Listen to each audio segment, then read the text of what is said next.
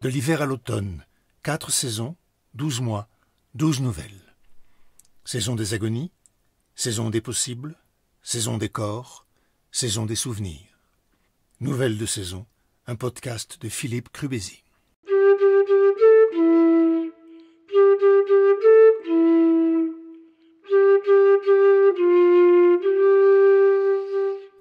Aujourd'hui, Cavale. Lecture Grégoire Osterman. Musique Charlie Nelson. La gare est encore loin, le train ne l'attendra pas, et il ne peut pas passer la nuit dans un des hôtels bordant la voie ferrée. Dans ces hôtels répertoriés par la police, le papier cloque sous l'humidité, les draps sont douteux, les canalisations bruyantes, et puis le va-et-vient des filles et des clients. Il y a longtemps, Marseille, soir de coupe sur les traces de Cantona, soir d'hiver comme celui-ci, Raphaël a failli mourir sous les coups d'un type furieux que le tapin qu'il avait suivi, une gamine toute frêle, toute pâle, refuse de l'embrasser. « Je paye, je prends, t'as compris, salope !»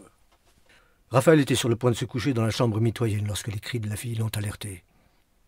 Il est sorti de sa chambre pour s'interposer et, bien sûr, après une dernière gifle à la fille, le client a retourné sa rage contre lui. Le visage en larmes de la gamine.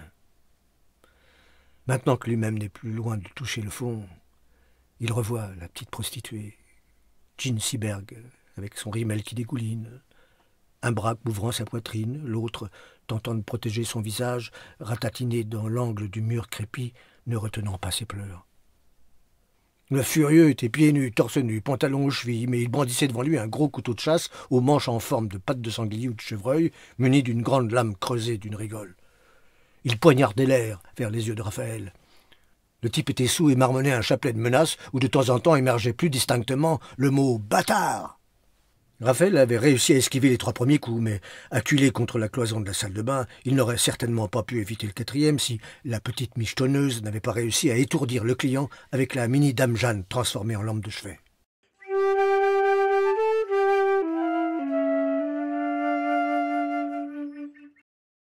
Raphaël boite contre la pluie et le vent. Il boite à grandes enjambées, pressé. Depuis qu'une voiture qui roulait trop vite a éventré une flaque en bord de trottoir, son bas de pantalon est boueux et ses chaussures trempées. La courroie du sac appuie douloureusement sur sa clavicule. Il faudrait qu'il change d'épaule.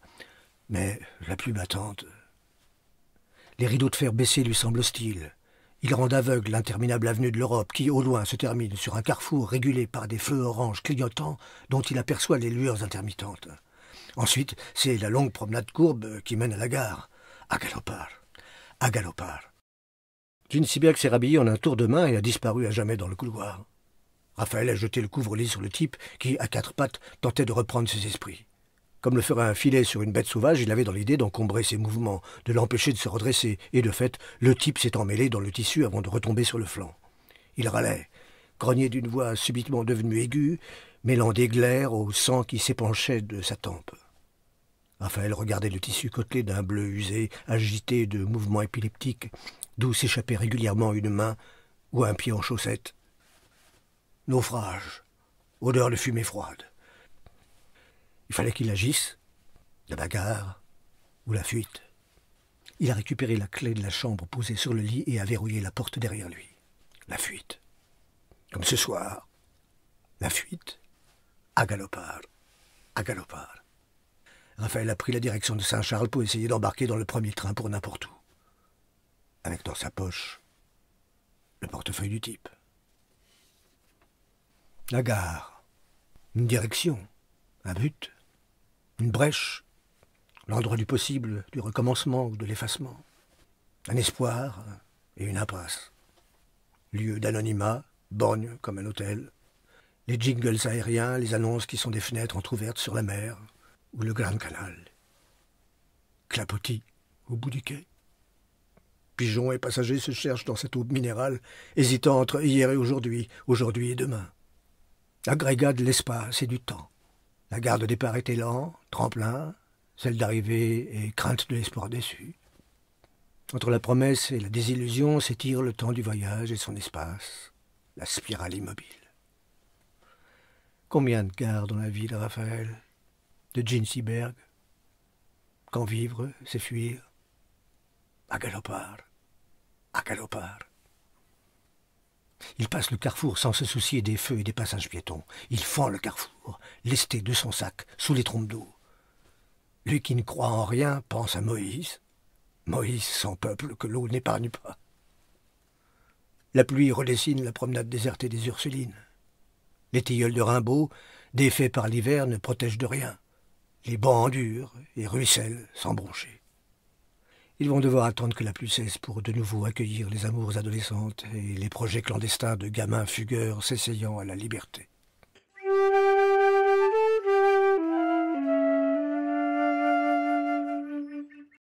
Parti sur un coup de tête après une engueulade majuscule avec son père, il a été pendant quelques jours, bien avant la soirée de Marseille, un de ces adolescents furtifs et malheureux.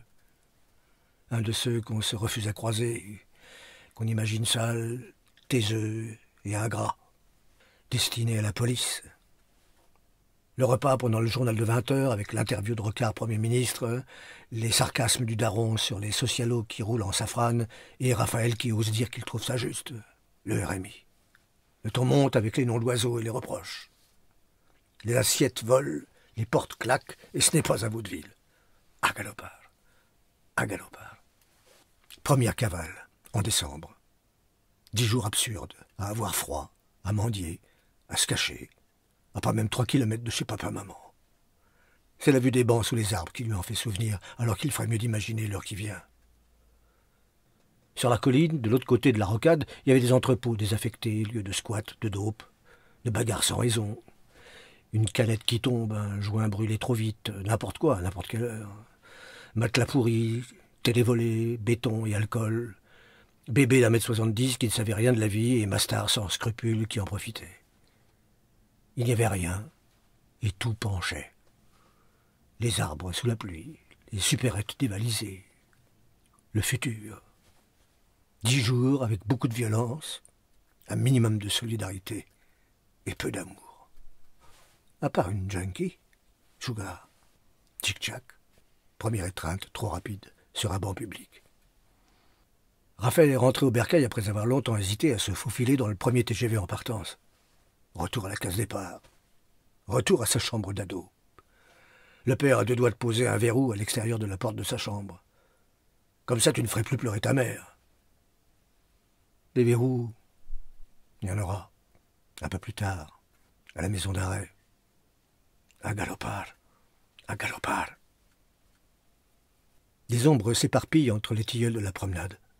Vieillard en haillons, renard errant, corbeau et branche morte, femme fatale ou sorcière, ange gardien, fantôme, ectoplasme, ou flic qui attendent le bon moment pour l'alpaguer. Raphaël n'a rien mangé depuis plus de 24 heures. Il n'a fait que boire. Alcool fort et café, faiblesse et vertige. Il sent bien que son cœur bat trop vite, qu'il est trop essoufflé, que le sac ne devrait pas être si lourd à son épaule. S'il revoit son passé défiler comme ça, s'il a des hallucinations, c'est qu'il est en train de se noyer. La balle du vigile a fait des dégâts, même si elle est ressortie sans avoir touché l'artère. Réagir, se secouer, s'ébrouer, comme savent faire les chiens. Rien ne sera découvert avant demain matin, et la gare n'est plus si loin. Il pourra sauter dans le train. Trempé, épuisé, mais riche. Avec 30 000 euros, je m'achète...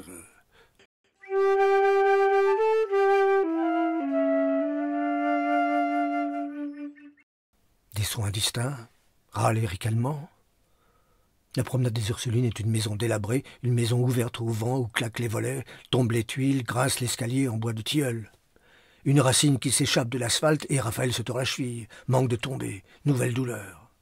Une dernière bourrasque, le chant des arbres qui s'accorde au rythme de la pluie et enfle sous le vent, enveloppe Raphaël, lui conseille de se débarrasser du sac, de l'argent, de l'espoir, de tout. Pastoral funèbre. 30 000 euros ne t'achèteront pas une île déserte, un autographe de cantonat. 30 000 euros ne t'offriront rien.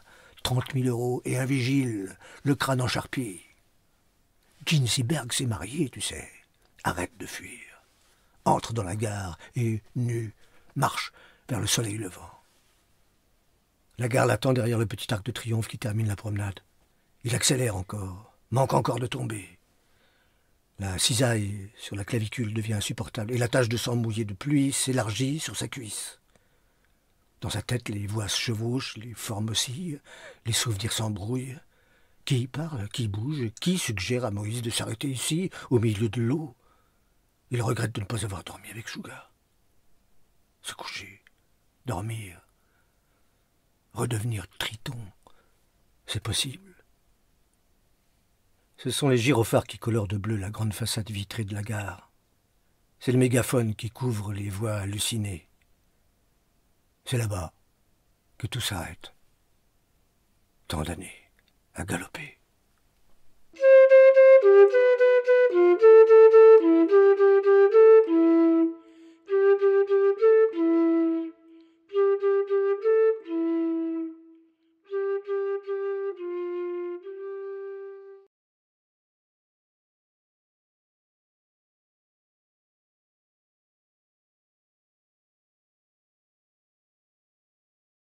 L'espace est imposant, trop grand. Meublé exclusivement d'une grande table rectangulaire en formica, dont on distingue sous les deux extrémités les allonges prêtes à être dépliées. 8 chaises, également en formica, positionnées tout autour de la table. 2 rouges, d'une couleur moins soutenue que le plateau de la table. 2 bleus, d'un bleu dit gauloise. 2 jaunes citron, de vert émeraude. La pièce sans fenêtre est éclairée par un lampadaire qui se dresse au milieu du mur du fond, au moins 3 mètres après la table. Il est formé d'une tubulure verticale en cuivre, rivée à un socle de bois sombre. À son extrémité supérieure, une quinzaine de tiges métalliques articulées s'évasent, surmontées chacune d'une petite ampoule. Tentacules lumineux, évoquant les cheveux d'une gorgone électrique.